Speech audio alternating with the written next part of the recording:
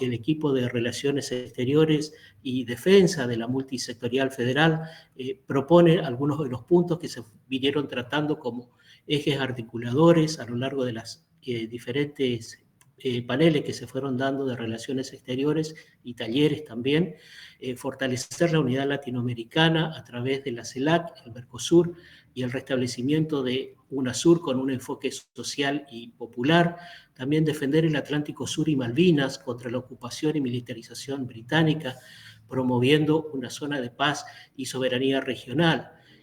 Denunciar también el saqueo de bienes comunes y el régimen de incentivo a las grandes inversiones que entrega nuestros recursos estratégicos a corporaciones extranjeras, impulsar una diplomacia popular que también tenga un alto contenido feminista que incorpore las voces de mujeres, diversidades y pueblos originarios en las relaciones internacionales, ¿no? Exigir la democratización de los organismos multilaterales, realizar una auditoría popular de la deuda externa, entre otros puntos, ¿no?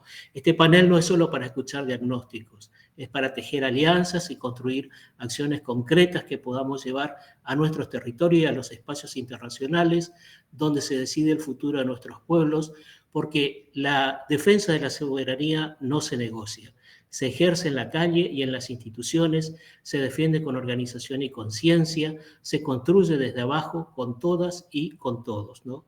Desde la Universidad Popular de Invierno 2025 reafirmamos que sin soberanía no hay justicia social, sin integración de nuestra América no hay soberanía posible. Esto como parte de esta apertura en cuanto a el panel de relaciones exteriores y defensa, ¿no es cierto? Y también, por supuesto, que contamos en estos momentos con el acompañamiento de los diferentes panelistas que van a ir dándose a conocer en cada uno de las presentaciones que se van a ir realizando. Lo tenemos como panelista invitado a Jorge Rashid, médico sanitarista, integrante del Instituto Patria y también profesor en la Universidad Nacional de Lomas de Zamora, entre otra variedad de actividades de Jorge Rashid muy conocido. También lo tenemos ya presente a la licenciada Brenda Ninet Mayol Baños, quien es antropóloga y que también está siendo parte de este panel, geógrafa geopolítica en defensa latinoamericana y caribeña. Ella es del país hermano de Guatemala. Y también lo tenemos ya presente a Jorge Raúl Amaya, licenciado en Ciencia Política, autor de La Memoria de la Juventud Peronista, ¿no? Geopolítica, geoestrategia, multipolarismo, soberanía nacional y latinoamericana es el título de este panel de defensa y relaciones exteriores en la jornada de hoy. Son las 20 horas 10 minutos. No sé si ya le damos paso, si están de acuerdo, Jorge Amaya, y no lo veo todavía presente. ¿Qué tal, Jorge? ¿Cómo le va? Está muteado, compañero. A ver si puede. ¿Ahora me escuchan? Ahora te escuchamos. ¿Cómo les va? Buenas tardes, buenas noches a todos. Bueno, muchas gracias por estar presente.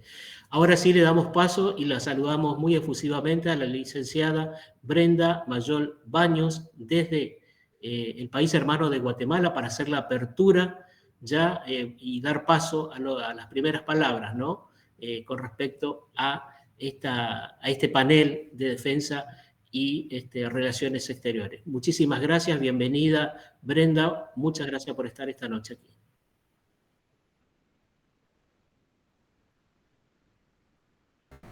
El pensar políticamente el retorno existencial a la cultura, al mito geográfico mesoamericano, el encuentro de las aves sagradas, el cóndor y el quetzal, símbolos de liberación del otro, los condenados de la tierra, como categoría política, sujeto histórico-cultural, espiritual y político, de poder y soberanía en un orden pluriversal como realidad.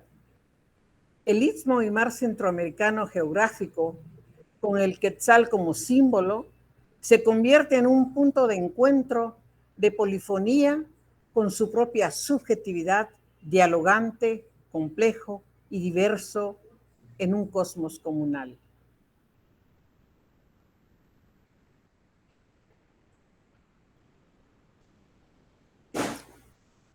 La reflexión se expone desde la perspectiva académica y de investigación científica de la geopolítica del conocimiento, cuyo eje es la geografía en la dinámica geopolítica constitutiva de la región que nos corresponde habitar y que nos habita. La geopolítica, la geoestrategia, la soberanía y la pluripolaridad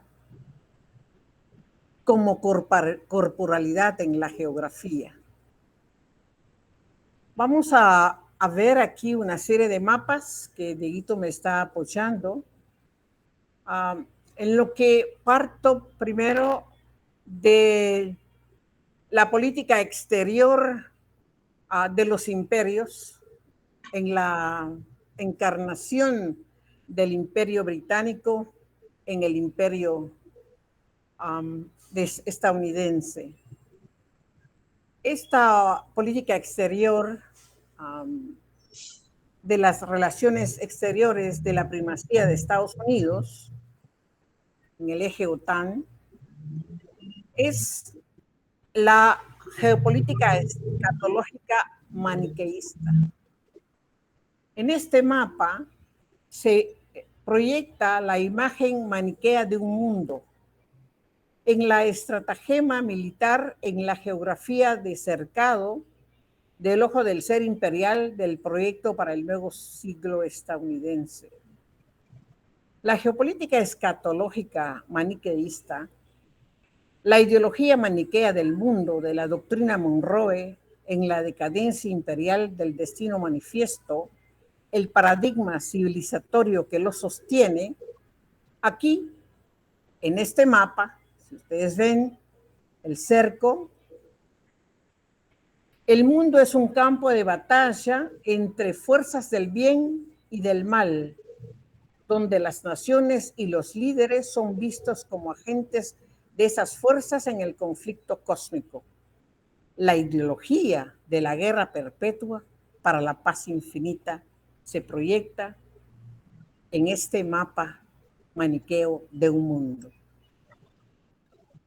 Vamos a ver entonces que la mirada global imperialista atlantista desde arriba en la organización del espacio estableció una línea jerárquica de dominación en dos semiplanos, superior e inferior, orientando una arriba y una abajo a la esfera en el diseño geopolítico cultural, ontológico, escatológico, maniqueo y antropológico que separa la geografía del ser, arriba, alto, el bien, superior, de la geografía del no ser, abajo, abajo, el mal, inferior, y antropológico, humano, no humano. Es decir, la geografía del ser humano, superior, civilizado, cristiano, el bien, de la geografía del no ser, no humano, inferior, salvaje, idólatra, hereje, bárbaro, primitivo, subhumano, el mal. En la corporalidad del espacio y la geografía que constituyen el fundamento histórico de la construcción antropológica racista e ideológica en los mapas, textos culturales geográficos y de epistemología en la subjetividad atlantista. En este mapa del Pentágono, en el siglo XXI, proyectando la imagen maniquea de un mundo, y en el trazo geográfico del geopolitólogo Speakman, el continente Norteamérica. Otro mapa. Si vamos a ver entonces cómo Este mapa proyectado por el Pentágono en la imagen maniquea en la geoestrategia de la relacionalidad entre dónde se ubica la geografía del no ser, del mal, los condenados de la tierra. Vemos el mapa del Pentágono, proyecta la geopolítica de distribución del poder y los recursos naturales de un mundo y está íntimamente relacionado, ¿no?, con la proyección de la geopolítica escatológica maniquea, de las relaciones exteriores del imperio. En esta manera, podemos ver también que la ideología de la guerra cultural define quién soy yo y quién es el otro. Yo soy el bien y el otro es el mal, de la geopolítica del pueblo elegido para dominar el mundo en el nuevo mapa geopolítico del Pentágono. En este mapa se observa el diseño estratégico militar del espacio geográfico del mundo, nuevamente en el trazo de una línea geométrica de cercado, ¿no?, que separa la geografía del ser, del bien, de la geografía del no ser, del mal, en la zona no integrada. Este mapa nos permite observar que la geografía del no ser es el objetivo militar en los territorios de la guerra antropológica, racial, escatológica, maniquea, de la guerra cultural perpetua para aniquilar al otro. Si ustedes observan acá, en este mapa, las regiones no integradas al sistema global, los estados de todos los países incluidos en la zona rosada deben ser destruidos y sus enemigos, Rusia y China, de color verde, serán balcanizados y únicamente tendrán acceso a los recursos naturales en manos de la élite supranacional de las empresas, requiriéndoselo al ejército de Estados Unidos. Entonces, vemos nuevamente hoy la balcanización y la destrucción de Siria. Vemos en este mapa la destrucción y la balcanización de Libia, de Irak. En este mapa, entonces, podemos observar las guerras eternas para la paz perpetua, que tiene que ver con todo el mapa que proyecta el Pentágono de los recursos naturales, de las tierras, del agua, de los recursos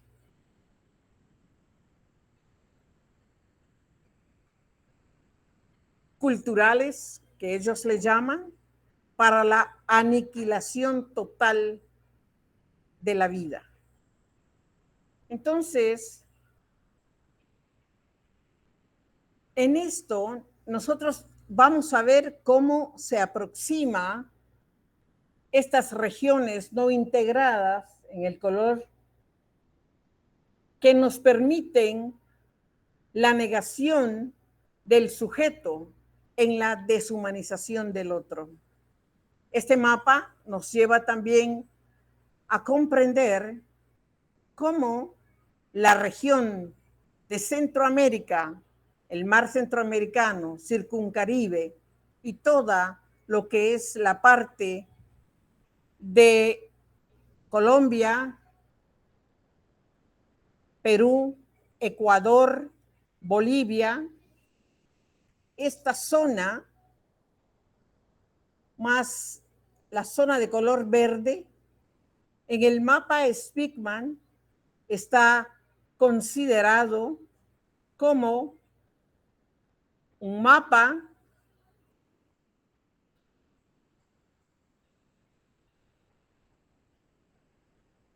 que recorre el continente norteamericano y que va de la latitud norte, porque en la latitud norte se ubica el territorio el continente Norteamérica se ubica en la latitud norte del territorio amazónico, en el mojón entre la latitud sur, ubicando al Mediterráneo americano en la zona geográfica que comprende el sur de los Estados Unidos, México, Centroamérica, el Arco de las Antillas, Colombia, Venezuela, las Guyanas y el territorio amazónico. Es importante entonces ver cómo la geopolítica de dominación para la destrucción y la balcanización de sur, desde el Caribe centroamericano al Suramérica, teniendo como frontera la Amazónica, es considerado continente Norteamérica. Esto es la teoría de Speakman, que se traslada a el Caribe y el mar centroamericano al considerar a Nicaragua, Venezuela y Cuba como los regímenes enemigos, diabólicos, los malos. En la doctrina del eje del mal, en la gran estrategia estadounidense, en la zona del no ser de la política exterior de los Estados Unidos, que plantea atacar las amenazas en su origen. Por lo tanto, catalogan a Venezuela, Cuba y Nicaragua como regímenes enemigos diabólicos, los malos. Aquí podemos ver entonces que dentro de la destrucción en el marco de la doctrina del eje del mal se encuentra entonces la estratégica estadounidense para la destrucción de Cuba, Nicaragua y Venezuela. De manera que la ocupación militar del territorio de México, Brasil y Argentina como estados viables a balcanizar se encuentra en el mapa que continúa. No, regresa al mapa, este es, sí. Entonces, vemos aquí perfectamente. Entonces, México, Brasil y Argentina, como estados viables a balcanizar, quedarán bajo el control, dominio y sometimiento al ejército de los Estados Unidos, como también de las Fuerzas Armadas del Reino Unido e Israel sionista, coordinadas por el Comando Sur. Argentina es un país en proceso de destrucción de la guerra híbrida de carácter balcanizador que tiene como objetivo militar el cambio de código político, social y cultural de la población argentina desde adentro para destruir la estructura estatal de Argentina desde adentro, cuyo fin es reconfigurar la geografía argentina para la geopolítica anglosajona sionista. Es decir, Argentina está hoy en el proceso de destrucción. Ahora bien, dale abajo, Dieguito, por favor, el otro mapa. No, el otro. Bien. En este mundo de la geopolítica pluriversal, en un mundo policéntrico de diversos sistemas militares regionales, aparece la disuasión estratégica, la ALBA militar, en el marco de la institucionalidad de la ALBA-TPC, en relacionalidad comunicacional y coordinación estratégica interestatal con Rusia, China e Irán, conjuntamente con el Tratado de la Organización de Seguridad Colectiva, OTSC, que conforman la Organización del Tratado de Seguridad Colectiva, fundada en 1992, está conformada por Armenia, Bielorrusia, Kazajistán, Turquistán, Rusia y Tayikistán, y el Grupo de Seguridad Militar Eurasiático en la Organización de Cooperación de Shanghái, más Irán, fundada en 2001. Es una estructura interestatal que unifica a los estados asiáticos como miembros de pleno derecho: China, Rusia, India, Kazajistán, Turquistán, Pakistán, Tayikistán, Uzbekistán, Bielorrusia más Irán, una coalición antihegemónica que desafía el orden mundial basado en reglas a través del poder disuasivo.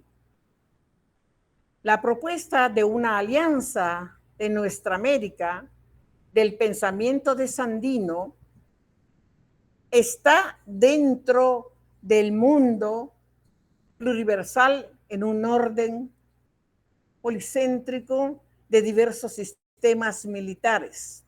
El pensamiento de Sandino habla del marco del Pacto de la Alianza de los Estados Latinoamericanos e Insulares, que se fundamentará en la organización del ejército, en las fuerzas de mar y tierra, en la Alianza Latinoamericana e Insular, de la nacionalidad latinoamericana y caribeña, de ejercer una política soberana desde una posición de fuerza para la defensa y el sostenimiento de la soberanía absoluta de los estados latinoamericanos e insulares, para mantener la independencia frente al imperialismo de los Estados Unidos de Norteamérica o cualquier otra potencia atlantista a cuyos intereses se pretende someter a la nacionalidad latinoamericana y caribeña.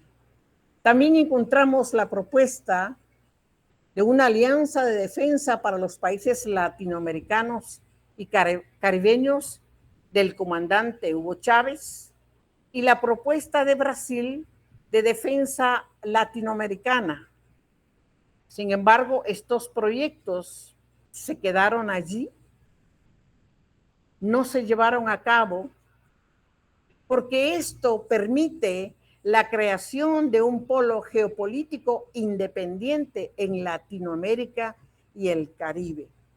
En este sentido, en este mundo pluriversal y policéntrico de diversos sistemas militares regionales, debemos de reflexionar en la universidad para construir la defensa sagrada y la soberanía regional en el siglo XXI.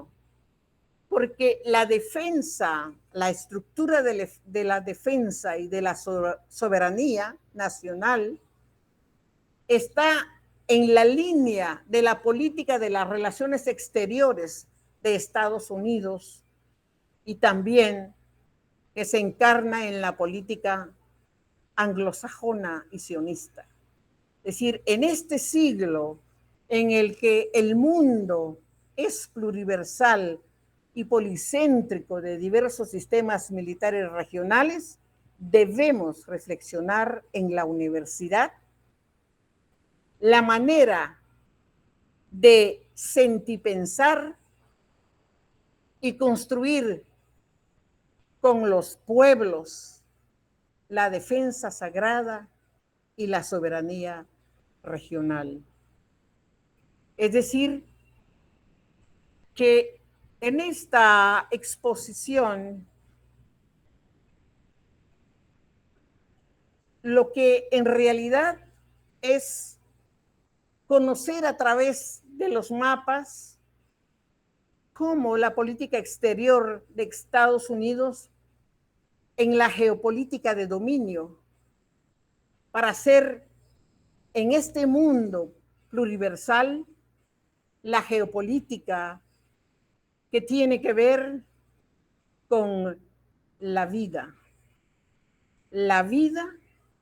en la política de la geoexistencia, en la política existencial, en la geopolítica de la existencia, tenemos que empezar a repensarnos.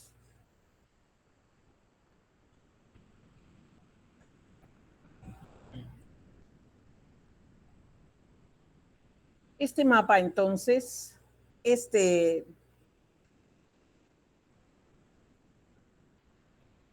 expresión, este diálogo, el aprender dialogando, nos permite el encuentro entre el cóndor y el quetzal para la liberación del otro, de los condenados de la tierra, para repensarnos en este mundo donde está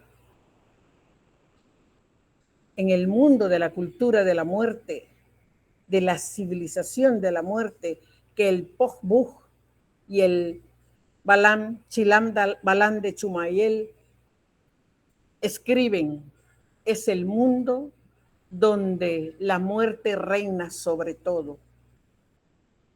Para ir más allá, como habla el Chilam Balam de Chumayel y el Pojbuj, en la comunidad de vivientes, en un cosmos comunal.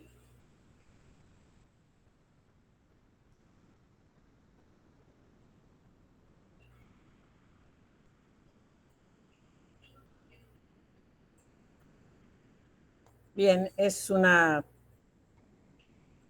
reflexión sentipensante que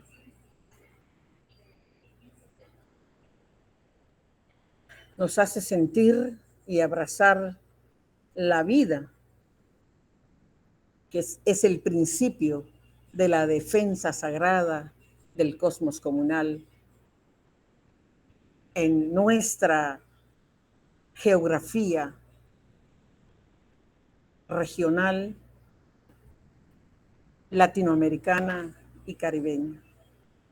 Somos un cosmos comunal y desde ahí pensar la defensa desde el mito geográfico,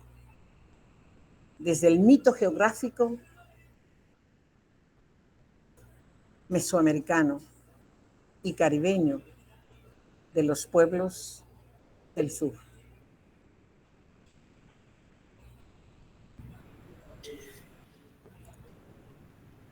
Bien, espectacular, excelente, una exposición desde muy adentro, desde el centro del Caribe. ¿Dónde te encontrás, Brenda, en estos momentos? Me encuentro en la isla de Flores Petén, en la laguna de Chaltunjá, en Guatemala, caribeña, Bien. mesoamericana. Mucho material va a quedar aquí grabado, en el cual vamos a tener que volver a escucharlo, pero nos deja con muchas reflexiones muy profundas, ¿no? Y principalmente toda esta situación que lo venimos viendo y que nos vemos la profundidad de lo que se está aconteciendo en torno a nuestra América y principalmente a todo este espacio suramericano que tenemos. Una excelente exposición, como dice María Cristina, la licenciada Brenda Mayol Baños ha hecho su exposición en este panel de Relaciones Exteriores y Defensa en la multisectorial federal de la República Argentina. Ahora vamos a dar paso al licenciado Jorge Amaya, que también está aquí presente y que nos engalana también con su presencia. Jorge Raúl Amaya es licenciado en Ciencias Políticas, autor de Memoria de la Juventud Peronista, y nos va a contar también su reciente aparición o su continuidad en lo que hace al canal de YouTube, en lo cual también hace mención a la geoestrategia y la geopolítica, el multipolarismo y la soberanía nacional y latinoamericana. Adelante, Jorge Amaya, compañero. Gracias, Marcelo. Quiero agradecerles en principio a toda la intersindical, a vos mismo, a todos los organizadores, y también quiero felicitar a la compañera Brenda. Me gustó mucho su ponencia, muy clara, muy amplia también, muy esclarecedora. Así que muy agradecido por semejante exposición. En realidad, lo mío es más doméstico. En geopolítica pasan cosas todos los días. Ahora, en estos días, hay una reunión en Alaska entre el presidente Trump y el presidente Putin, donde parece que van a resolver muchas cosas que seguramente ya están resueltas, porque hubo muchas reuniones bilaterales. Antes de fin de mes se va a reunir el presidente Modi de India con Xi Jinping. Creo que el 3 de septiembre se reúnen Putin y Xi Jinping, presidente de China. Así que hay mucho movimiento, como siempre, y también muchas guerras, muchos conflictos. Así es la geopolítica. Yo pensaba conversar de algo doméstico, pero tiene relación con algo que mencionó Brenda, y dijo algo así como Argentina va camino a su destrucción. Coincido con eso. Lamentablemente coincido porque soy argentino y me duele. Pero todo indica que si no pasa algo, y depende mucho también de los argentinos, eso va a ser irreversible. Quizás tenga relación con algún proyecto, antiguo proyecto del sionismo, de concretar el gran Israel. No solamente es ese pequeñito país que se encuentra, que todos conocemos, y donde suceden cosas tremendas, porque no puedo dejar de mencionar al genocidio al pueblo de Gaza, porque tengo que decirlo públicamente, me duele el corazón. Y creo que todos tenemos que ser solidarios, y poco podemos hacer, pero por lo menos pensar y que nos duela, porque es así como entran las cosas. Así que mi abrazo para la Palestina. Y estábamos en el Gran Israel. Esa planificación, esa intención que ha tenido desde su creación, expandirse. Cuando Israel tenía que encontrar un lugar, esa tierra prometida, había varias opciones, y una de ellas era la Patagonia. Hoy en día, en la Patagonia, hay soldados israelíes, hay Con el decreto 7023, los argentinos quizás lo recordamos, este decreto del... Baja. Perdón, escuché algo, no sé si me querían decir algo. No. Este decreto 7023 decía que ni bien comienza la presidencia de Javier Milei en Argentina, permite, entre muchas otras cosas, derogó la ley de tierras. Esa ley de tierras limitaba la compra de tierras a extranjeros. No permitía que extranjeros tuvieran tierras fronterizas. Bueno, esa ley se derogó con un decreto. Debido a eso, empezaron a llegar compradores, porque con plata se puede comprar todo, incluso tierras, inclusive tierras compradas para fines que no son los nuestros, no son los de la Argentina. En realidad hay muchas cosas que están sucediendo. Yo quería traer concretamente... Te dije yo que iba a traer un montón de cosas. Te dije, ese es el problema. Pensé que habías puesto tu chip, lo dejé en mi celular ahí. Bueno, Así que te echamos, bueno. Perdón, Jenny, tenés el micrófono abierto, Ya me Jenny. está viniendo y me está esperando en la estación. Bájale Jenny, todo lo que le vamos a bajar y sube de acá algunas Marcelo, cosas. fíjate si se lo puedes apagar. Para que... Y... bueno, Yo no estoy para que administrando, estoy de le vamos a dar anfitrión, aquí pero no puedo. el pan, está el yogur, sus bananas, todo está ahí en la parte de arriba. Bueno, eso, acá Jenny, está el pan. Jenny, tenés el micrófono abierto. Ahí apagó. bueno, Gracias. son cosas que pasan. ¿Qué va a hacer? Volvemos al tema que yo quería conversar, que digo que es un tema doméstico. Porque en realidad quería tocar un tema que tiene que ver con esa guerra de los 12 días, que se llama, me pusieron el nombre, entre Israel e Irán. ¿Y qué tiene que ver con Argentina eso? Sí tiene que ver.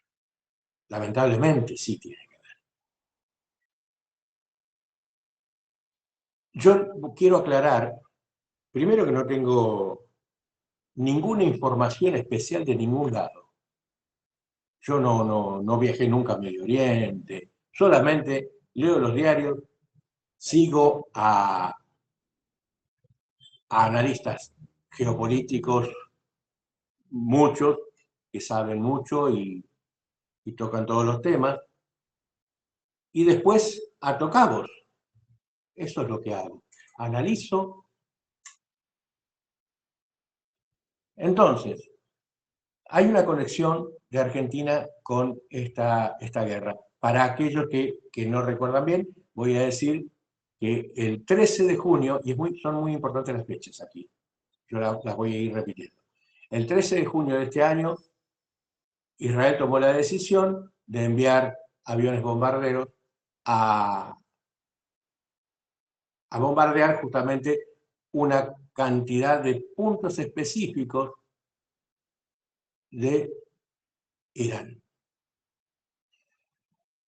Esos puntos, digo puntos específicos porque claramente los aviones tenían las coordenadas, porque las bombas cayeron sobre los domicilios, sobre los lugares donde vivían los científicos nucleares de Irán y los altos mandos militares también, los altos mandos militares que tenían a cargo el tema nuclear.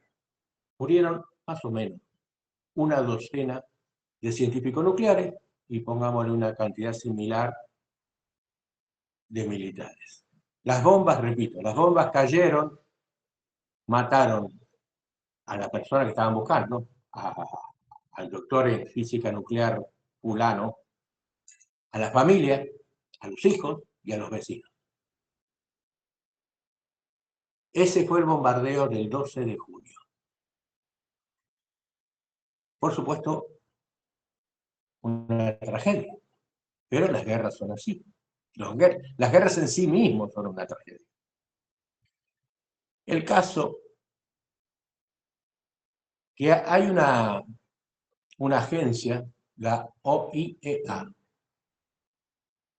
que es la Agencia Internacional de la Energía Atómica, que es una agencia que se encarga de inspeccionar los países que firmaron el Tratado de No Proliferación, entre ellos Irán. Ahí hay una ironía, porque a Israel no lo inspecciona, porque Israel ya tiene, no se sabe cuántas ojivas nucleares, pero entre 100 y 400, dicen.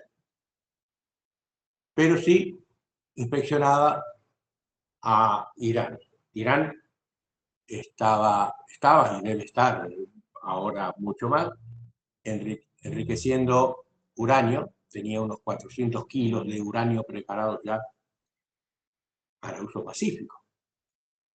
La agencia internacional, esta que les voy a decir la agencia nomás porque el nombre es largo, OIEA le dicen, pero le vamos a decir la agencia, está presidida por un argentino, y acá es donde entra la conexión, que se llama Rafael Mariano Grossi. Un hombre que está desde diciembre de 2019, un hombre que ha hecho bien su trabajo. La agencia, en Irán, ha habido hasta 100 inspectores controlando las máquinas que centrifugan uranio. Hay Irán tiene los lugares de producción nuclear en unas cuevas hechas inclusive debajo de montañas. Está muy preparado. Después de lo que pasó Irán en la guerra de Irak, a partir de ese momento empezó a prepararse, porque la guerra con Israel era imparable, era imposible evitarla. Y se preparó, y parece que se preparó muy bien. Irán no se sabe la cantidad de misiles que tiene. Lo que sí parece que en estos 12 días de los que hablamos, largó 1000 misiles, pero parece que tiene muchos miles más. Y misiles de corto alcance, de medio alcance, hipersónicos. Bueno, está muy preparado. Pero volvemos a la agencia. Para el 13 de junio, que fue el bombardeo, había una docena de inspectores, porque ya la tensión era grave. Acá yo quiero aclarar que hay acusaciones de parte de Irán contra la Agencia de Energía Atómica, específicamente a Rafael Grossi y también al presidente Milei. En principio no hay ninguna prueba al respecto de que haya tenido alguna intervención. Pero, ¿cómo vienen las acusaciones? Y ahora sí voy a hablar de algunas fechas. Si me permiten, voy a leer por aquí. El 2 de marzo de 2025, el vocero presidencial Manuel Adorni comunicó públicamente la realización de una nueva visita del presidente Javier Milei a Israel para el 23 de marzo. Unos días antes, el viaje fue postergado en forma indefinida. Bueno, nada raro. El viaje se reprogramó y el presidente Milei llegó a Israel el 9 de junio de 2025. La comitiva estuvo formada por su hermana Karina Milei, por Axel Wanish, que es el guía espiritual del presidente y embajador argentino en Israel, Gerardo Wertheim, ministro de Relaciones Exteriores, Mauro Berenstein, titular de la DAIA, y Manuel Adorni, vocero presidencial. Entonces, bueno, el 9 de junio el presidente llegó a Jerusalén, visitó el Muro de los Lamentos. Hay muchas fotos, muchos videos, los noticieros se ocuparon. Y el 10 de junio tuvo reuniones con el presidente Isaac Herzog y el primer ministro Benjamin Netanyahu. Habrán visto quizás alguna foto que apareció por ahí, donde había una mesa, de un lado estaba la comitiva argentina, del otro lado estaban los anfitriones. Y la foto, había una foto muy interesante, porque uno se pone a pensar, porque Netanyahu tiene en sus manos un mapa de Argentina. ¿De qué estarían hablando? No lo sé, no puedo saber. Bueno, el 12 de junio la comitiva argentina parte hacia Madrid. El 13 de junio Israel bombardea Irán. Esto da lugar a que de parte de Irán haya... Yo me imagino que si esto, yo leyendo los diarios, puedo conversarlo con ustedes, me imagino que los servicios de inteligencia de Irán deben saber mucho más que nosotros a esta altura del partido. Porque hubo amenazas ciertas. Por ejemplo, Ali Larijani, asesor cercano del líder supremo de Irán, Ali Khamenei, emitió una advertencia en redes sociales. Dijo: una vez que termine la guerra, nos ocuparemos de Grozny. Otro caso, Esmail Bagaei, portavoz del Ministerio de Asuntos Exteriores iraní, criticó duramente a la agencia, a la OIEA y a Grossi, señalándolos de traicionar el régimen de no proliferación y actuar como socios de esta injusta guerra. El ministro de Relaciones Exteriores de Irán cuestionó la imparcialidad de Grossi al visitar sitios bombardeados bajo el pretexto de salvaguardas. Alegó que tales visitas carecen de significado y podrían tener incluso una intención maligna. Así habla Irán. Hay un profesor de la Universidad de Teherán, se llama Mohammad Marandi, donde le hacen una entrevista, está en YouTube, cualquiera la puede ver, y afirma que el pueblo iraní dice que el jefe de la organización, Rafael Grossi, es un asesino de niños.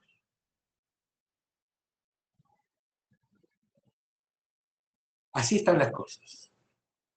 Por eso el tema era volver a esa guerra de los 12 días y ver qué pasa con esta conexión argentina. Yo, si fuera Grossi, la verdad que tendría un poco de temor, porque además el pueblo persa, el mundo islámico, no suelen olvidar. Argentina tiene algunos temas pendientes todavía con Irán que no se resuelven y no sé si se van a resolver alguna vez, que tienen que ver con los ataques al edificio de la Daya y a la Embajada de Israel ya hace muchísimos años. Y se han utilizado políticamente hasta el hartazgo. Vamos a ver qué pasa con esto, con esta situación. En principio, por supuesto que no se puede acusar a nadie sin pruebas, pero estamos hablando de geopolítica, estamos hablando de guerra. Así que yo quería traerles este tema que me resulta interesante porque seguramente hay personas aquí que están escuchando, que son de otros países, pero tiene que ver con nuestra América Latina. También, principalmente, tiene que ver con nuestra Argentina, que justamente está planificado su destrucción. Algo quizás podemos hacer todavía, pero eso puede ser motivo de, no sé si va a haber preguntas, lo charlamos luego o en algún otro momento. Así que bueno, por mi parte vamos a dar por terminado aquí.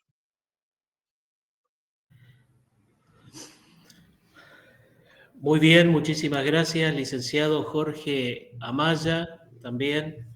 Muy interesante el aporte a este panel de Relaciones Exteriores y Defensa de la Multisectorial Federal de la República Argentina. Estamos esperando poder tener la conexión con el compañero Jorge Rashid, si es que lo puede hacer, porque también somos conscientes de que no hace mucho tuvo un accidente, por así decirlo, entre comillas, que lo tiene también bajo tratamiento y bueno, estamos intentando conectarnos con él, todavía no tenemos respuesta. Vamos a abrir las preguntas. Allí veo que María Constanza tiene la mano levantada.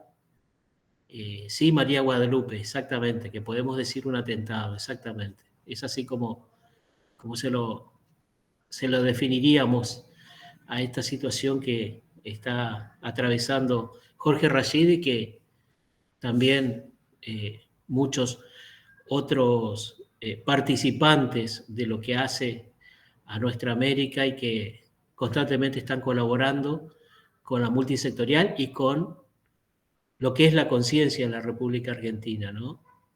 Encontramos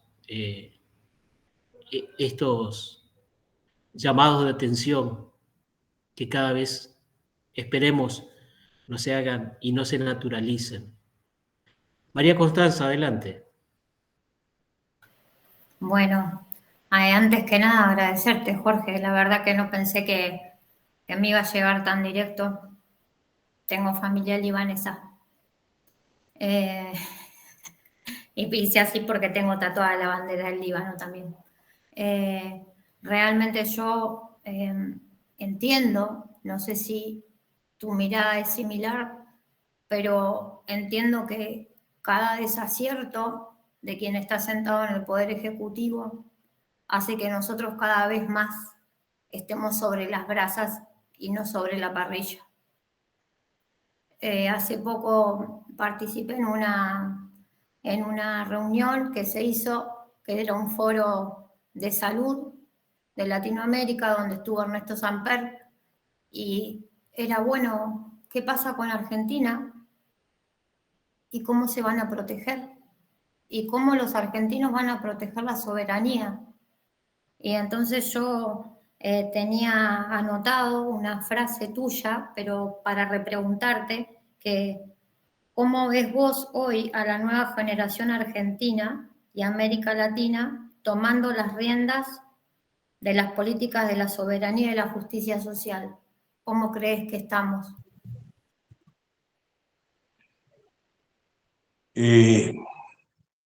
Muy interesante la pregunta.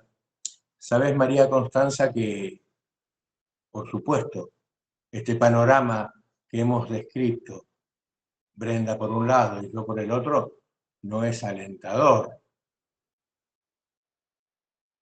Hay algo que me parece que nuestros líderes políticos deberían tener más en cuenta.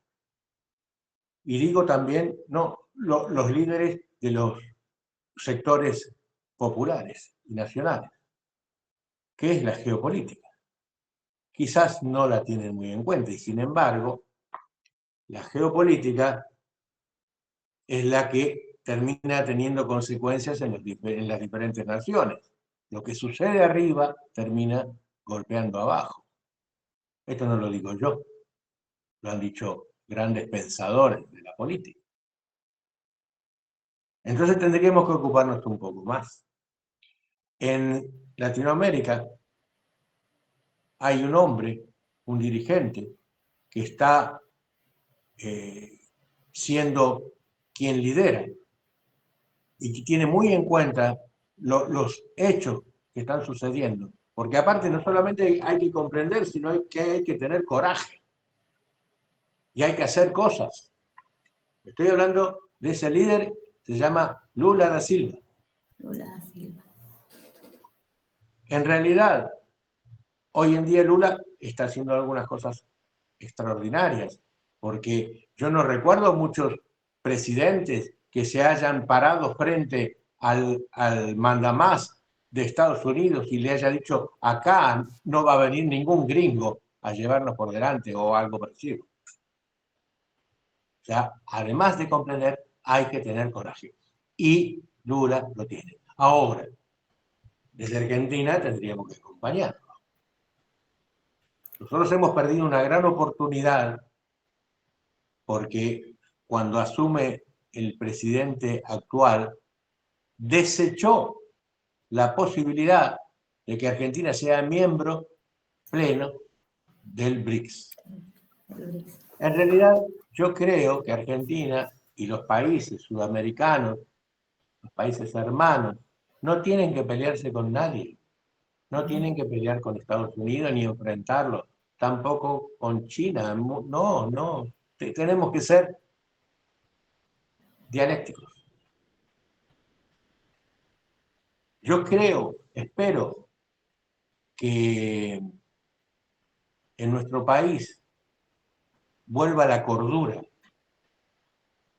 Hoy nuestro país está al borde del precipicio, diría, en términos geopolíticos. No solamente porque se puede hacer una enumeración casi infinita de la entrega de los recursos naturales, sino también de la tierra, como estábamos diciendo. Gratis. Se llevan todo gratis.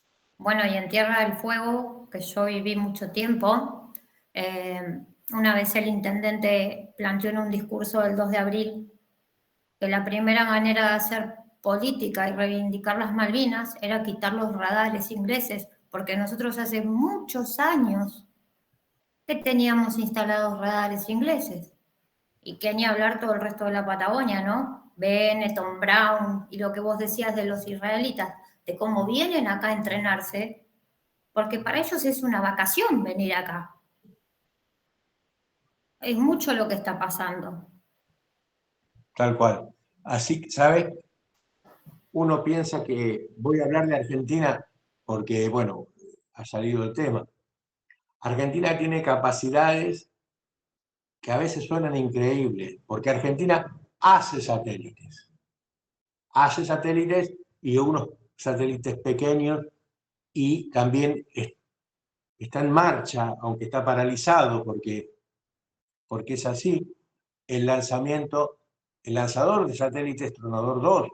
Argentina podría tener una constelación de satélites, porque los satélites espían para el que los pone en órbita, para el que los fabrica, y nosotros podríamos ser autónomos.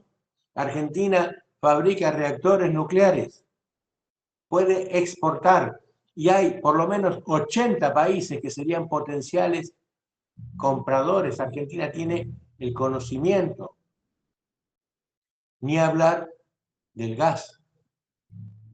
Hay que terminar las obras. La planta por supuesto hay que tener un puerto de aguas profundas, una planta de licuefacción de gas y barcos que transporten el gas líquido. Por supuesto. Europa está desesperada, diría yo, por gas, pero el que le vende es Estados Unidos. Así que a nosotros no nos dejan hacer esas cosas. Eso es soberanía política, tomar decisiones por el estilo de soberanía política. Y para eso hay que comprender la geopolítica, a la que no le damos mucha importancia, parece, inclusive desde el Movimiento Nacional y Popular, voy a decir. Salvo, quiero hacer una mención para Sabino Vaca Narvaja, que está haciendo un gran trabajo de divulgación, pero no hay mucho más, porque, repito, no solamente hay que comprender, sino que hay que tener el coraje de después llevar adelante. porque desarmar un radar del Reino Unido debe ser fácil, quizás con un par de herramientas, pero tomar la decisión y enfrentarlos no va a ser fácil. Pero bueno, hay que planificar, hay que usar la creatividad. Nosotros también podemos hacer tanques de pensamiento, think tank, podemos hacerlo, pero no sé qué pasa, no sé. Hay cosas que no puedo decirlo.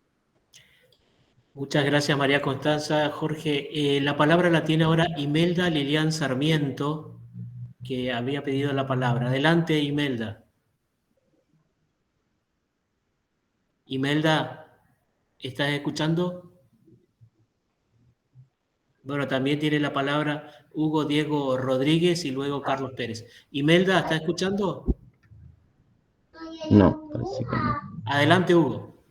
Bueno, buenas tardes. Sí, yo estoy anda para allá, amor, anda para allá, amor, anda para allá. Estoy coordinando el panel de educación y me encuentro en contacto de reflexión justamente desde la perspectiva de la educación. Y quiero en realidad compartir una reflexión en cuanto a ello.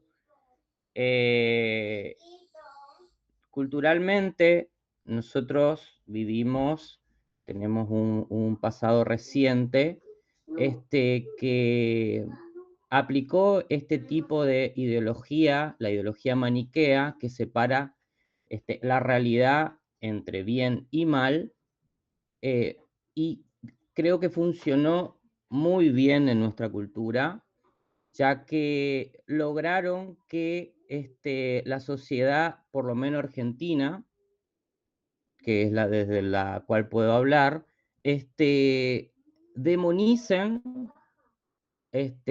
y con ello nieguen completamente varias cosas, pero específicamente lo que es el pensamiento militar y justamente algo fundamental que hace a la defensa de la soberanía de las soberanías nacionales, que son los ejércitos nacionales. Nosotros, después de la última dictadura militar, ha sucedido este fenómeno psicológico, lo podría decir, de negar completamente el desarrollo de las Fuerzas Armadas.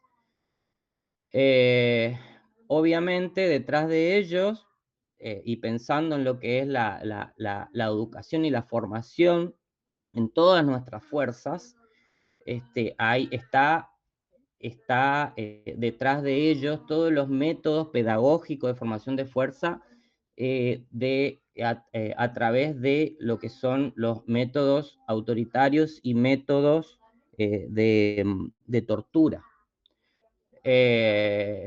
Refiriéndome exactamente a los métodos de las escuelas de las Américas, ¿no es cierto? Concretamente he hablado con personas que han tenido formación, por ejemplo, en lo que es todo lo que es las fuerzas de gendarmería, y los métodos que aplican son de tortura, las cosas que le hacen hacer y los fundamentos que llevan y se autoconvencen de que es como para generar, como es que le dicen, generar personalidades y actitudes fuertes para poder superar, no sé. La verdad es que es algo increíble, pensándolo desde esta perspectiva y mirándolo, y justamente pensando desde la necesidad de defender nuestra soberanía, que estamos desarmados. Y si esto fue planificado, lo consiguieron. A su vez, hablando de las universidades, también fue demonizada después de la Segunda Guerra Mundial lo que es la geopolítica dentro de los campos disciplinares de la geografía en las universidades.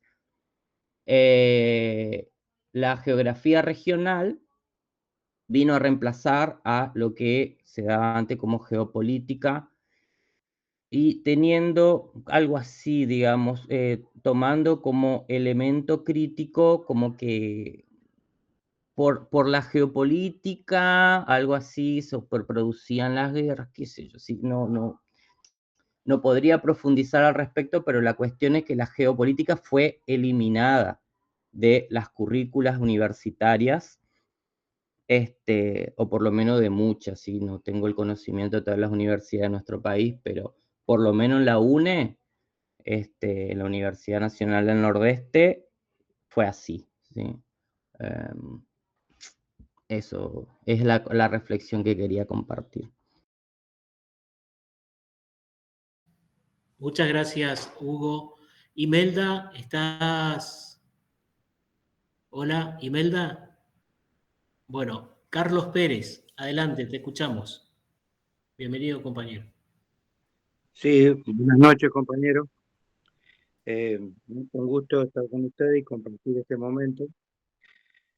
Soy integrante de M17PB y Encuentro Popular por la Soberanía en Mendoza. En este momento estamos intentando empezar una etapa de formación y capacitación en organización popular.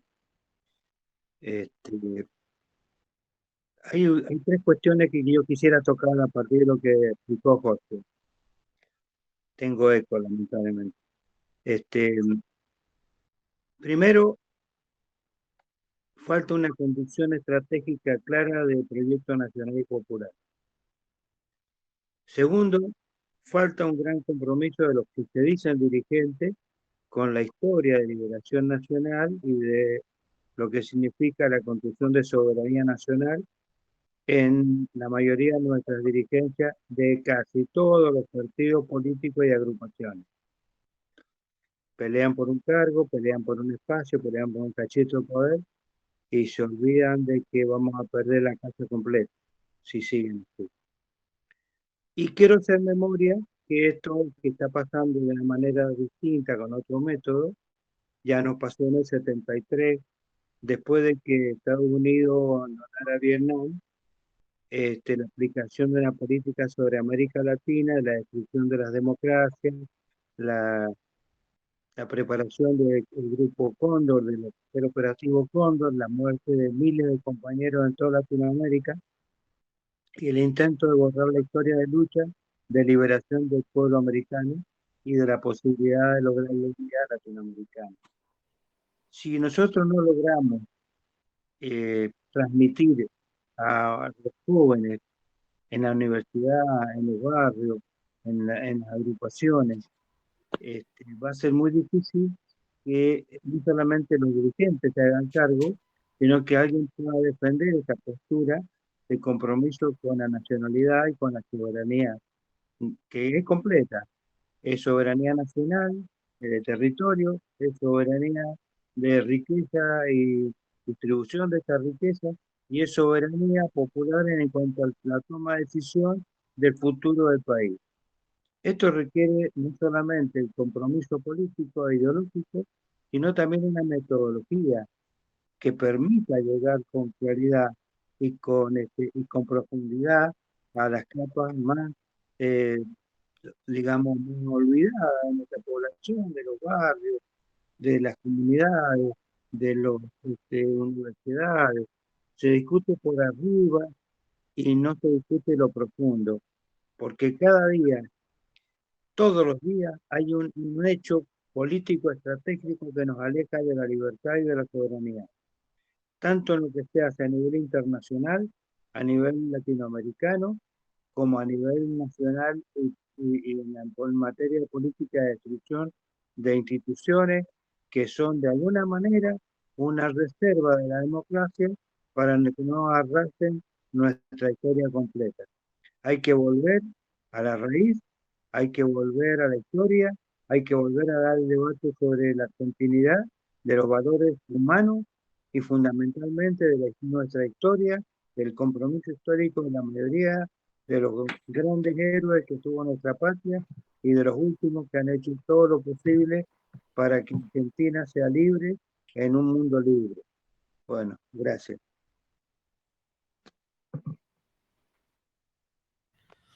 Muchas gracias, Carlos Pérez, por estas palabras y también, bueno, auguramos el mejor de los éxitos en los emprendimientos que habías mencionado para todo el movimiento. Imelda, te escuchamos, ¿nos estás prestando atención? Habías levantado la mano, aparentemente no tiene audio Imelda para escucharnos. Bueno, en lo que hace a el chat, por si no lo están leyendo, al chat dice el último aporte es de María Guadalupe Río, el plan Cóndor no es igual a Operativo Cóndor, ya que este último fue en septiembre del 66, desviando un avión a Malvinas. María Constanza, estoy a 3 cuadras de Base Naval Puerto Belgrano, la base más grande del país, ¿no? Sabino Vaca Narvaja, dice María Guadalupe, no estaría teniendo el reconocimiento que merece, gracias por mencionarlo. También Marta Núñez nos dice, el problema serio de Argentina es que tenemos un gobierno que se mueve en forma distópica con respecto al pueblo. Ángel Carolini aporta no olvidar el plan estratégico y la alianza de los chilenos con los ingleses. Julio Ortega dice, no habría podido hacer mucho, pero Alfonsín se le paró en la Casa Blanca a Ronald Reagan, con el dedo en alto le dijo varias cosas. Son los aportes que tenemos aquí en el chat, que estoy intentando poder darle lectura a todos. No sé si alguien quedó pendiente de poder hacer uso de la palabra, no lo estoy viendo a todos. A ver, aquí. Sí, Marcelo, estaba Carlos con la mano levantada. Adelante. ¿Si podés bajar la mano? Sí, pero Imelda aparentemente no tiene audio, la estoy llamando hace un buen momento. Imelda estaba hablando, pero sin micrófono abierto. Yo bajo mi mano ya. Y Carlos ya hizo uso de la palabra. Diego, ¿querés hacer algún aporte? Bueno, por el momento escucharlos. Estaba esperando también que entre Jorge Rachid, el diagnóstico de la compañera que habló de Nicaragua, ¿no? Así es. Y me parecen muy acertados ambos. Dentro de eso también está que todavía nosotros en nuestra región no tenemos conciencia de los recursos y la responsabilidad que tenemos. Pero bueno, eso es un proceso de aprendizaje y toma de conciencia, ¿no? Así que, bueno, solamente eso, con la educación para la paz, que no quiere decir educación de sumisión, podemos tener la conciencia suficiente para llevar adelante nuestra defensa y cuidado de recursos.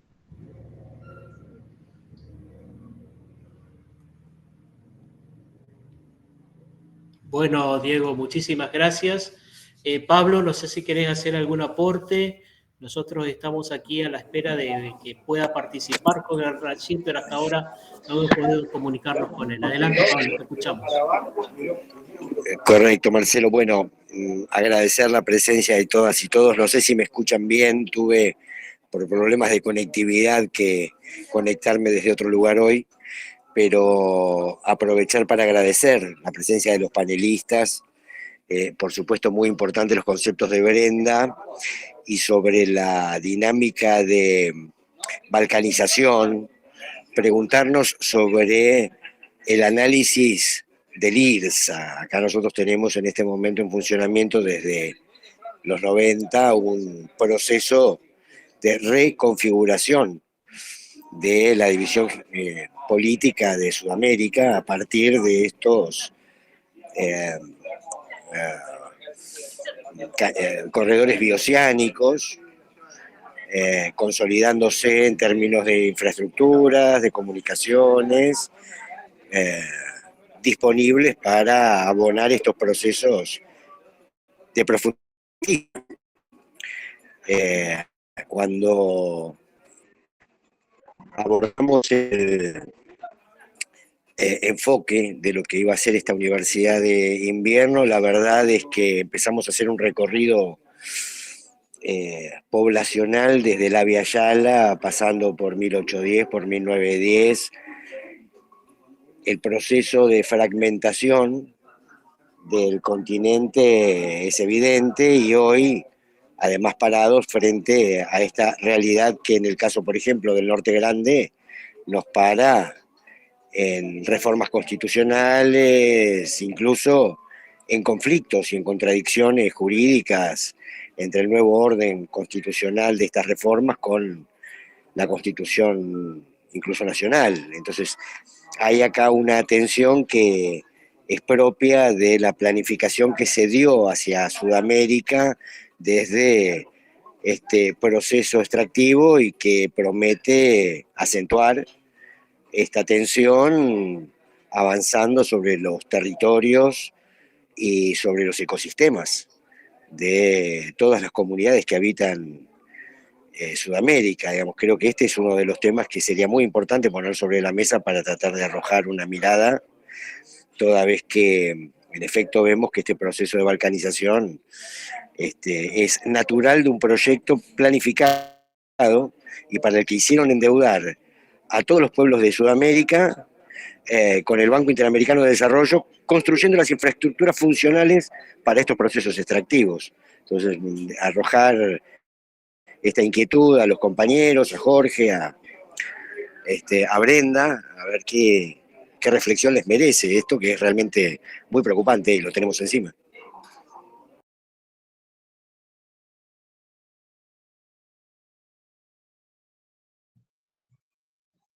Bueno, si me permiten, hago un comentario. Adelante, Jorge. Es muy pertinente lo que dice el compañero. Y todo tiene que ver con la geopolítica. Primero quería mencionar, hubo un comentario con respecto al expresidente Alfonsín, que es verdad, recordó el compañero que en Estados Unidos le habló con mucha seriedad y, vamos a decir, parando el carro a Ronald Reagan. Es verdad. También hay que recordar que en algún momento Argentina estuvo, porque ya hablamos del conocimiento de los profesionales argentinos, estaba haciendo el misil Cóndor, y en el periodo donde fue presidente Carlos Menem, por exigencia de Estados Unidos, destruyó lo que estaba hecho, entregó los planos y se desistió de esa construcción.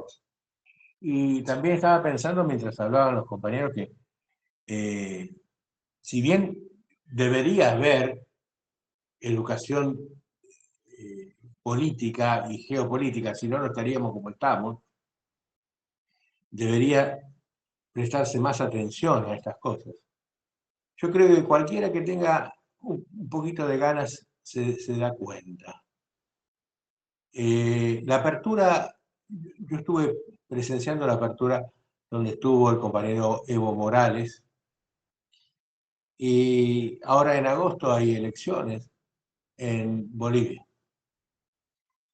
De Evo no se puede dudar porque con respecto a los recursos naturales, que era el tema que se había planteado por ahí, porque cuando estuvo en el gobierno hizo lo que tenía que hacer. Nacionalizó. Él cuenta una historia, suele contar una historia que en ese tiempo estaba el comandante Chávez en Venezuela, estaba Néstor Kirchner en Argentina, estaba Lula en Brasil. Bueno, fue un periodo maravilloso.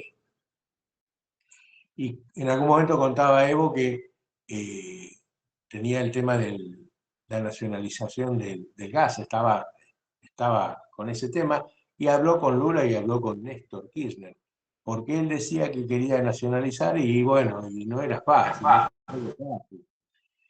Entonces, Néstor y Lula le dijeron que espere un poco, porque, bueno, fueron prudentes, voy a decir, y sin embargo, Evo Morales tomó la decisión de nacionalizarlos y les dijo a las empresas: hasta aquí ustedes se llevaban el 80% de las ganancias y para Bolivia quedaba el 20%. A partir de ahora va a ser al revés. Si ustedes se quieren ir, pueden irse. Y se quedaron. Y en Bolivia vuelvo al tema de las elecciones que hay en agosto, solamente, y pensándolo desde el punto de vista de la geopolítica, Bolivia tiene riquezas naturales múltiples, y especialmente forma parte del Triángulo del Litio. Es decir, hay mucho litio en Bolivia. Teniendo en cuenta que el país del norte tiene injerencia en todos los... Somos el patio trasero, según ellos, y la verdad que están teniendo éxito.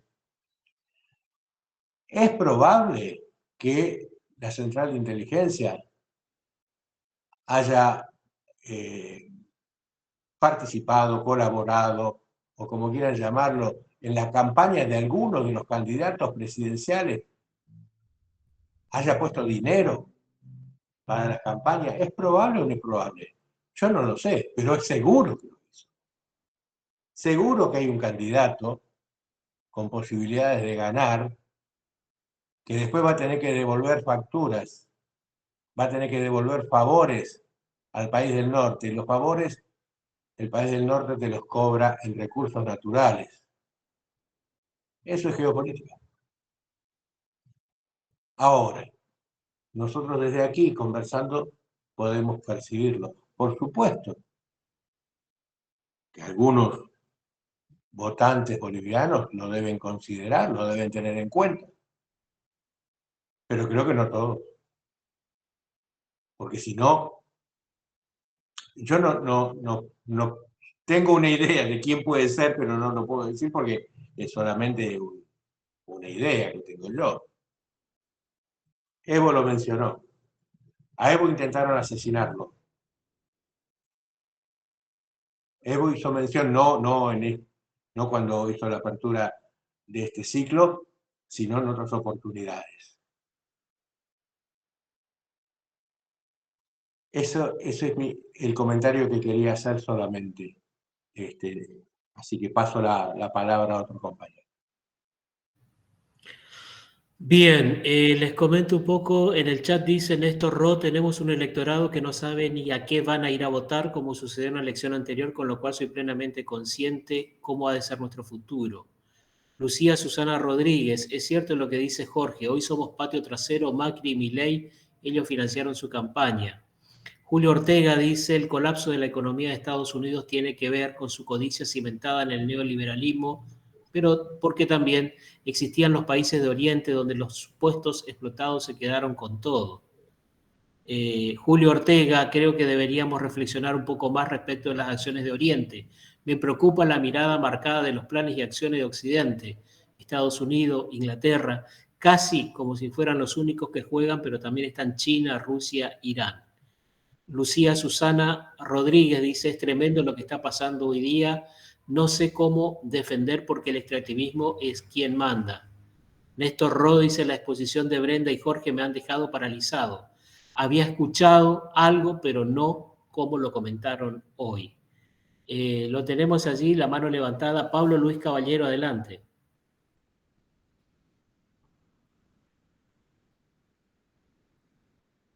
Pablo, ¿estás allí? Si podés desmutearte. Bueno, pasamos a Cecilia Herrera mientras tanto a ver si Pablo ingresa a la próxima. Adelante, Cecilia. Hola, ¿me escuchan? ¿Me escuchan? Sí, perfectamente. Sí. Bueno, buenas noches. Yo soy la coordinadora de salud, pero hoy estamos hablando de soberanía y de relaciones exteriores y estoy hablando desde Mendoza. Para nosotros en Mendoza estos temas son muy interesantes, muy importantes, porque por nuestra posición geográfica, económica y ambiental, sabemos que estamos dentro de la discusión sobre todo lo que nosotros entendemos como nuestra soberanía mendocina, que tiene que ver con los recursos estratégicos como el agua, las cuencas del río Mendoza, Tuel, con todo el valor internacional que tienen por la crisis hídrica, la energía, el petróleo, el gas, las energías renovables y la minería, dentro del triángulo del litio y la tensión social con el consenso, en realidad con el no permiso o el no consenso social por la ley 7722, que es la que protege la protección del agua frente a la megaminería. Mendoza se encuentra en una discusión muy ardua en estos momentos, pero también tenemos otra discusión desde hace varios años que tiene que ver con la soberanía alimentaria. Somos productores vitivinícolas y agroindustriales. Somos fuente de exportación, tenemos una ardua defensa de la producción local frente no solo a las importaciones, sino también a la concentración económica. Recién Pablo nombró, ¿no es cierto?, los corredores bioceánicos. Ustedes saben que nuestro paso internacional a Chile hace que, bueno, todo, como les decía, nuestra posición geográfica hace que para nosotros la soberanía sea mucho más que importante. Solo quería aportar esto desde Mendoza, y entendemos que nuestros desafíos tienen que ver justamente con evitar la extranjerización de tierras, cosa que ya viene sucediendo en la Patagonia y también en nuestro sur mendocino, toda la zona de Malargüe, proteger nuestros recursos naturales. Necesitamos potenciar nuestra integración con Chile, sin que eso implique la pérdida del control de nuestros recursos, de nuestra infraestructura estratégica en realidad. Y también necesitamos que mantener, y esta es una discusión de larga data dentro del peronismo, el equilibrio entre el crecimiento económico y la defensa del medio ambiente. Así que bueno, les quería hacer un poco una presentación de cómo lo que sucede en Mendoza cuando hablamos de soberanía y cómo geopolíticamente nos encontramos. Gracias. Gracias, Cecilia, y a esto también se suma la participación, ¿no?, de las fundaciones que hacen su correlato de la compra o el mantenimiento de parques privados o parques nacionales. Tenemos el Impenetrable, por un lado, con 150.000 hectáreas, que está, si se quiere, cuidado, entre comillas, por una fundación de origen americano, así como los esteros de Liberá también, y bueno, sabemos las consecuencias que ello trae, ¿no? Pablo Luis Caballero tendría la palabra si está escuchando. Sí, si ¿me escuchan ahora? Adelante, ¿Ahora? sí, perfectamente. Sí. Bueno, buenas noches. Yo soy Pablo Luis Caballero. Simplemente quería hacer un par de comentarios a través de lo que escuché, que tan brillantemente expusieron tantas personas. Tuvimos una persona que mató 329 argentinos en forma bastante traicionera al enviar sus petardos contra el buque argentino que estaba fuera de la zona de exclusión. Y nuestro presidente se declaró admirador de la Thatcher. Tuvimos un presidente traidor a la patria, desde mi punto de vista, por varias circunstancias que no voy a aplicar acá, a menos que me lo pregunten, que fue el señor Menem. Tuvimos un presidente, digamos, que fue no solamente entregador, sino que también endeudador de nuestro país, trayendo al FMI con cuantiosas deudas que no van a pagar nuestros nietos. Y este se declaró admirador también y cómplice de ese señor que fue presidente. Y también tenemos en el mundo un gigantesco traidor a su propio pueblo y que es genocida de Palestina. Y este hombre se declara admirador de Netanyahu. Así que yo creo que estamos en manos de un tipo que lamentablemente no tiene ni cuatro como para probar con la mínima. Y hay intención de seguirlo votando de mucha gente. Entonces quisiera prestar mi pequeño aporte para llamar a la conciencia de que si nosotros tenemos un vendepatria que dice que va a defender a los judíos y no a los argentinos, y que lamentablemente está a cargo de administrar nuestro país, diciendo que va a destrozar todo como un topo desde adentro, me parece que estamos en el camino totalmente equivocado. Entonces, de nada vale que tengamos leyes que defiendan el ambiente o que queramos proteger el agua, cuando quieren traer una empresa que se llama Melcorot de Israel, que encima es del Estado, para administrar nuestra agua, y así sucesivamente. Entonces estamos en manos de un entregador, un estafador, una persona que miente reiteradamente, aún en sus discursos. Y bueno, eso es lo que tenemos que resolver. Por eso llamo la atención en ese sentido. Cualquier cosa que queramos hacer es inútil si nosotros agatamos a una persona que manda en contra de los intereses del país. Bueno, creo que lo resumí más o menos. Muchas gracias. Gracias, Pablo, por tus palabras. Allí una pregunta en el chat, preguntan si queda grabada este panel de Relaciones Exteriores y Defensa, porque se tiene que retirar. Sí, queda grabado, después se pasará el enlace de YouTube, donde están grabados todos, inclusive los paneles anteriores y los que vendrán también, que pasado mañana está en la infraestructura. Ángel Carolini dice, me gustaría que dentro de lo que se refiere a proceso de formación política se incorpore dentro del lenguaje la palabra balcanización, su concepto y consecuencia para los países de nuestra América, despertar el interés en el sujeto social y sus consecuencias si no actuamos en defensa de los intereses de los pueblos y sus recursos, teniendo en cuenta que los cipayos nos quieren ver subordinados, fortalecer este concepto de dignidad de los pueblos. Adelante, María Constanza Castillo. Sí, yo simplemente esa modo de duda o no, digo, nosotros tenemos herramientas siempre y cuando las cámaras nos acompañen para generar una moción de consulta popular, ¿no es cierto?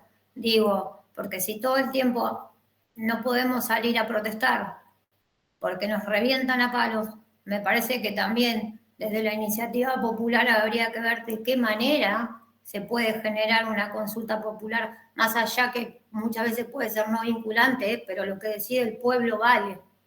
Me parece que hasta ahora no he escuchado en ningún medio de comunicación nombrar que tenemos esas herramientas. Sobre todo cuando quien está al mando, y estaría para que se quede con el Bonaparte él solo, ahí adentro. Muchas gracias, mucha razón en lo que decís, María. Vivi, adelante, te escuchamos.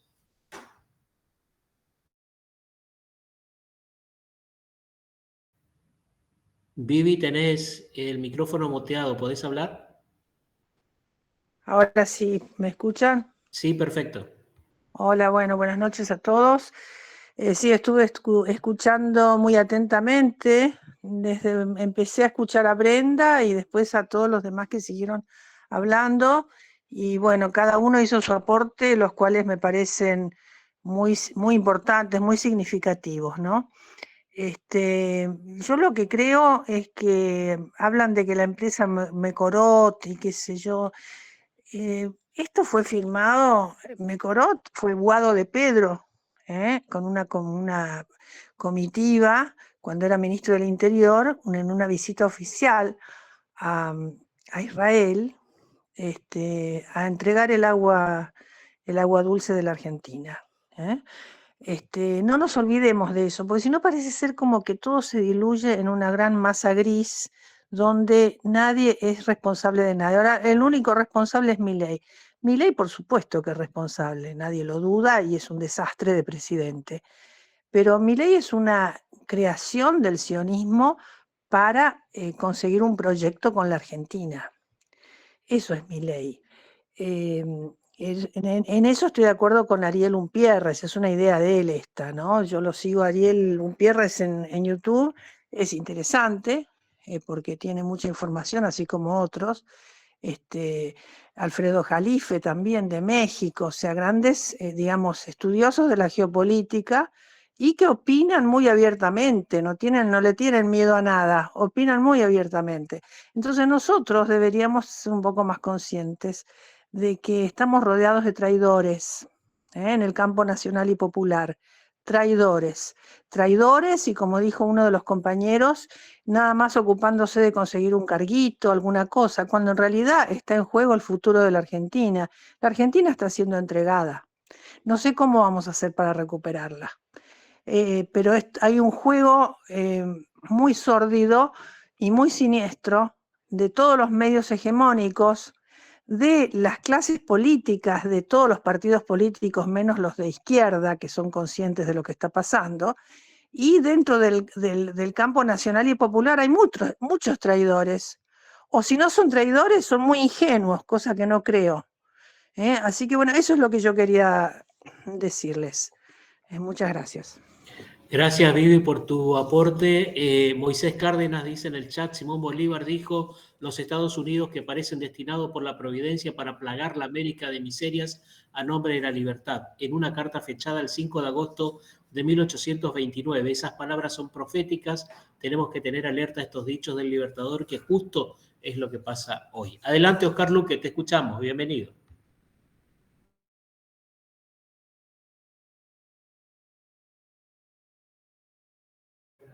Oscar Luques, ¿podés hablar?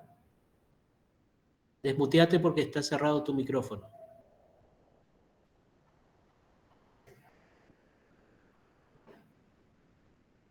Hugo Diego Rodríguez, adelante. Sigue la palabra.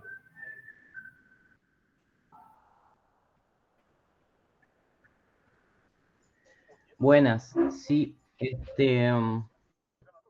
me quedé pensando sobre la cuestión de la balcanización y cómo trabajan desde dimensiones directamente míticas, donde, a ver, si nos ponemos a prestar atención y observar en nuestro contexto, hay organismos, hay grupos que vienen trabajando hace muchos años desde lo simbólico. Vienen trabajando sobre figuras como la del león, por ejemplo, donde trabajando desde lo simbólico directamente a cualquiera que le hubieran puesto sobrenombre león, prácticamente habría tenido posiblemente el efecto que tuvo hacia el actual presidente. Y me refiero específicamente a lo que son los protestantismos anglo-sionistas, que trabajan con símbolos muy notorios en cuanto para producir esta balcanización. Mencionando de nuevo la figura del león, los folletos que utilizan hacia en sus fieles que reparten, prácticamente están enfocados en una formación para constituir la nación, o por lo menos aceptarla. Y una de las formas de constituirla, ¿no?, es como que le llaman la autodeterminación, ¿no es cierto?, del pueblo. O sea, si convencen a argentinos cambiar inclusive de bandera, es algo bastante lógico que pueda suceder, ¿no es cierto? Entonces, ahora acá cerca de casa nomás tenemos, habrán escuchado de la construcción religiosa más grande de Latinoamérica, creo que es, con el pastor Ledesma. Prácticamente funciona como un enclave sionista.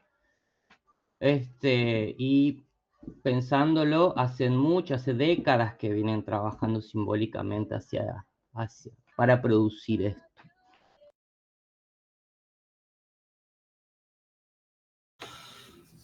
Bien, Hugo Rodríguez, muchísimas gracias por tu aporte, muy significativo también.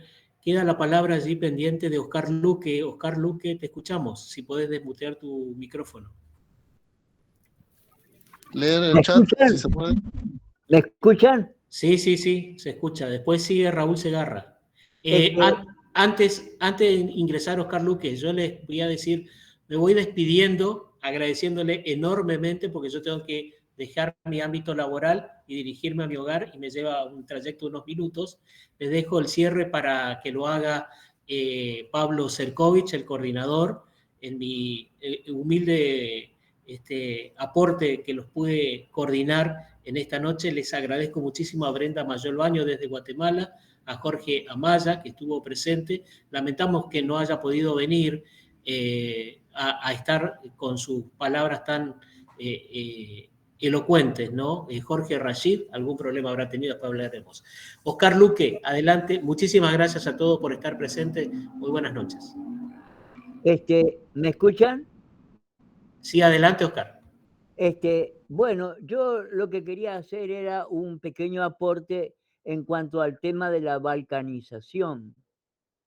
Es decir, los dos artífices de la teoría de la balcanización para que Yanquilandia no posea competidores que puedan, digamos, discutir su hegemonía a escala planetaria son Zbigniew Brzezinski y su discípulo Michael Barnett. Ambos dos fueron los que construyeron la teoría de cómo había que hacer para producir la balcanización de todos aquellos países que poseyeran una dimensión geográfica que a largo plazo los pudiera transformar en competitivos y peligrosos para la hegemonía de el imperio. Y una de las primeras experiencias donde aplicaron esa teoría fue con la destrucción de Yugoslavia a la muerte de Josip Broz Tito. Es decir, Yanquilandia odiaba a Josip Broz Tito y odiaba a Yugoslavia, así que fue el primer objetivo de la aplicación de la teoría de Brzezinski y de Michael Barnett para balcanizar a los países peligrosos o que pudieran resultar competitivos con el hegemón. Humilde y respetuosamente, eso es todo.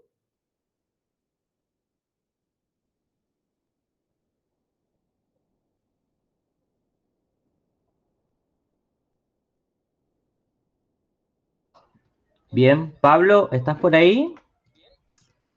A ver, nuestro coordinador general. Estoy, Hugo querido, les pido mil disculpas porque hoy por problemas técnicos no pude conectarme desde donde me conecto habitualmente. Estoy tratando de seguir y por supuesto que quede registrado el encuentro. No sé si Hugo o Cecilia o María Constanza para coordinar las intervenciones de las compañeras y compañeros para el cierre. Yo simplemente a 10 minutos de las 10 de la noche para incluso dejarlos en diálogo y en conversación, decir que para nosotros como Multisectorial Federal es muy importante contar con estas reflexiones de cara al taller que vamos a llevar adelante sobre relaciones exteriores, por supuesto, Medio Oriente, así como el conflicto bélico hoy en Europa y la tensión por esta guerra comercial que se plantea, intentando preservar su hegemonía, nos afecta directamente, pero también es cierto que esta es una enorme oportunidad para poner sobre la mesa esta nueva realidad geopolítica que eventualmente será para América Latina la posibilidad de construir un futuro común. Así que nuevamente agradecer y los dejo en la palabra de Cecilia, de Constanza, de Hugo, de las compañeras y compañeros. Muchísimas gracias. Bien. Gracias, Pablo. Bueno, sé que hay algunas manitos levantadas. A ver, vamos a chequear.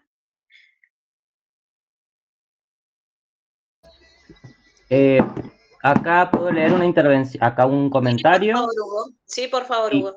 Raúl Segarra dice: tendríamos que hacer una campaña comunicacional para pedir una consulta popular sobre la nacionalización de todos los recursos naturales.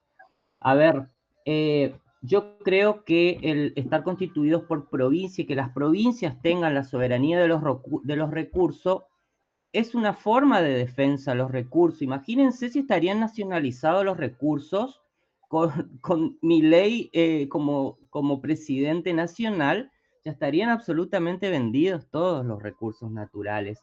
Por eso creo que la cuestión por eso se me ocurre, digamos, lo que hace el imperio es reproducirse a sí mismo. Y entonces creo que esta cuestión de balcanización es como reproducir el modelo que tiene el propio Estados Unidos. ¿O acaso Estados Unidos en realidad no tiene provincias? Son Estados Unidos. O sea, es como un estado de por sí balcanizado ya. No sé, es como para un estudio de los especialistas, por supuesto, de estas cuestiones, pero nuestro sistema federal creo que es una herramienta de defensa que tenemos. Hugo, te quería responder porque yo puse el mensaje. A ver, yo me refiero a hacerlo de estilo Venezuela o Bolivia, que nacionalizaron sus recursos naturales, porque, a ver, ahora no son de los argentinos. Ahora están, aunque sean de las provincias se los dieron a las corporaciones. O sea, están en manos de las corporaciones y de los capitales extranjeros. Todo, el oro, litio, casi todo el petróleo, el gas. Por eso no tenemos soberanía y estamos pobres. O sea, estamos un país saqueado, o sea, súper rico, y por eso estamos con un pueblo pobre. Entonces, yo creo que hay que hacer como Bolivia, obviamente una reforma constitucional, y pedir la nacionalización de los recursos a través de un referéndum, una consulta popular, como hicieron ellos. Instalar el debate, principalmente, ¿no? Porque primero el pueblo sepa de esto, sepa de esta herramienta democrática, y de paso instalamos el debate para que la gente se entere de que no tenemos soberanía, que está todo vendido.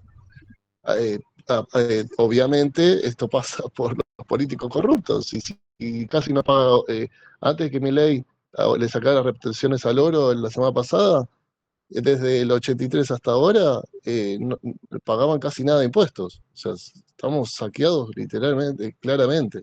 O sea, el oro, el litio, todo. Y Alcira Argumedo denunciaba que hay un contrabando de oro y de las mineras por 20.000 millones de dólares por año, mínimo, entre todas las mineras del país. Tenemos la misma cordillera que Chile y no tenemos recursos. Gracias. Gracias, Raúl. Acá Brenda Mayol Baños dice: alegres saludos desde el Istmo y Mar Centroamericano Circuncaribe, situado en la isla de Flores Petén, en el lago Petén Itzá, Guatemala, Centroamérica geográfica. Bueno, muchísimas gracias, Brenda, por acompañarnos. Hay algunas manos levantadas, no sé si está Oscar o María. María primero. María, sí, te escuchamos. Sí, yo quería hacer un cortito porque hablé mucho hoy. Quería decirles que también hay algo que a nosotros, digamos, nos diferencia de quienes nos manejan, ¿no? Es que nosotros, a ver, la Argentina tiene un sistema judicial codificado y la mayoría del resto del mundo usa el sistema Common Law. Entonces, partiendo de ahí, todo es distinto. Siempre vamos a ser inferiores. Porque ellos manejan. Porque ellos tienen el poder de... Y nosotros, en vez de cuidar lo que tenemos, lo vendemos. ¿A cambio de qué? De nada.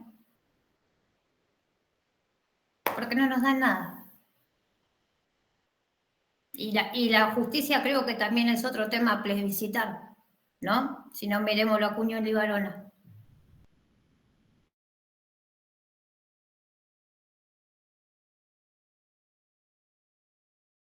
Estás muteada, Ceci. Perdón, digo que una alerta interesante, sobre todo esto que decía María Constanza, también tiene que ver cuando se instalan las narrativas de independencia económica en las provincias y frente al Estado Nacional, ¿no es cierto? Eso es un tema a tener en cuenta y analizarlo. Oscar, te escuchamos. ¿Me escuchan? Bueno, Perfecto. yo lo que quería referirme es al tema de las políticas parche, las políticas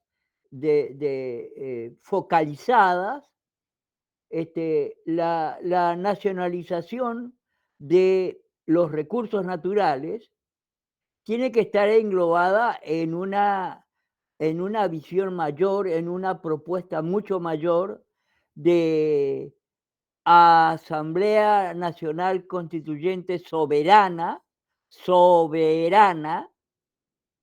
como máxima expresión de dirección del Estado, que redacte una nueva constitución política del Estado, que permita la refundación de este Estado, que sigue siendo, por más de todos los parches que hemos venido colocando desde la época del irigoyenismo, desde la época de Alem, desde la época de Perón, sigue siendo un Estado oligárquico, un Estado al servicio de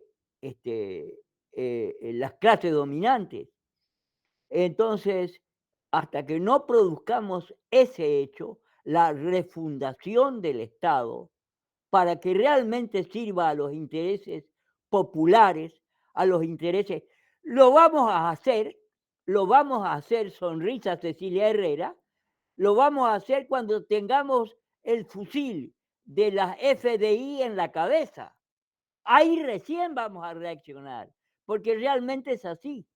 Es decir, hasta ese momento no nos vamos a plantear una serie de pasos que debemos dar para lograr que nuestra realidad realmente cambie, porque nuestros objetivos son demasiado cortoplacistas. Nuestros objetivos son a ganar una elección, a formar un frente electoral, y no pensamos realmente que debemos atacar las raíces del sistema capitalista, que es el que está hegemonizando este Estado y que pone este Estado al servicio de las clases dominantes y del imperio, de las grandes corporaciones. Entonces, esa es la aclaración que yo quería hacer. Debemos poner hasta las políticas que resultan más serias o más valiosas para nosotros, como la nacionalización de los recursos naturales, en el contexto de una realidad mucho mayor que debe ser la de la refundación del Estado con una nueva constitución política del Estado. Humilde y respetuosamente firmado, Huáscar Luque. Ok, gracias Oscar. No me estaba riendo de lo que estaba diciendo, sino que estornudé y eso me causó gracia. Nunca le faltaría el respeto a nadie. No, Quiero leer algunos, no hay